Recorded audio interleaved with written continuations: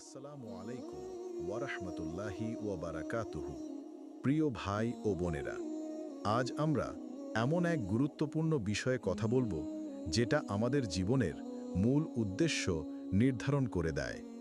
আল্লাহ আমাদেরকে কেন এই দুনিয়ায় পাঠিয়েছেন, আমরা কিসের জন্য সৃষ্টি হয়েছি। আল্লাহ সুবহানাহু ওয়া তাআলা কুরআনে স্পষ্টভাবে বলেছেন, ওয়ামা খালাকতুল জিন্না ওয়াল ইনসা ইল্লা লিয়াবুদুন, অর্থাৎ আমি জিন ও মানুষকে কেবল আমারই ইবাদতের জন্য সৃষ্টি করেছি। সূরা আয-যারিয়াত 56। এই আয়াতটি আমাদের জীবনের মূল উদ্দেশ্যকে স্পষ্ট করে দেয়। আমরা দুনিয়ায় এসেছি ইবাদতের জন্য, আল্লাহর সন্তুষ্টি অর্জনের জন্য। অনেকেই ভাবে আমরা হয়তো দুনিয়ায় এসেছি শুধুই সুখের জন্য, খাওয়া দাওয়া, চাকরি, পরিবার, আনন্দ করার জন্য। কিন্তু ভাই, দুনিয়া তো পরীক্ষার স্থান। এখানে কেউ স্থায়ীভাবে আসেনি। এই দুনিয়ার সুখ দুঃখ, আনন্দ বেদনা সবই একটা পরীক্ষা।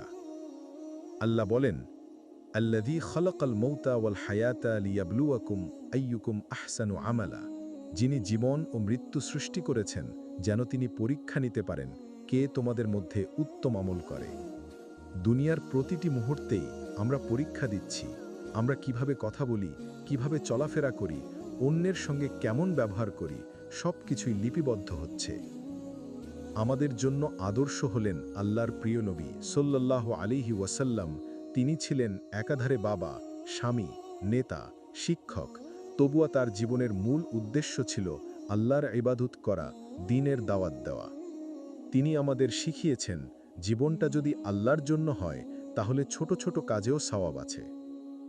একটি সুন্দর হাসি, একজন দরিদ্রকে সাহায্য করা, পরিবারের খোঁজ নেওয়া, এসবও ইবাদতের অন্তর্ভুক্ত যদি সেটা আল্লাহর জন্য করা হয়।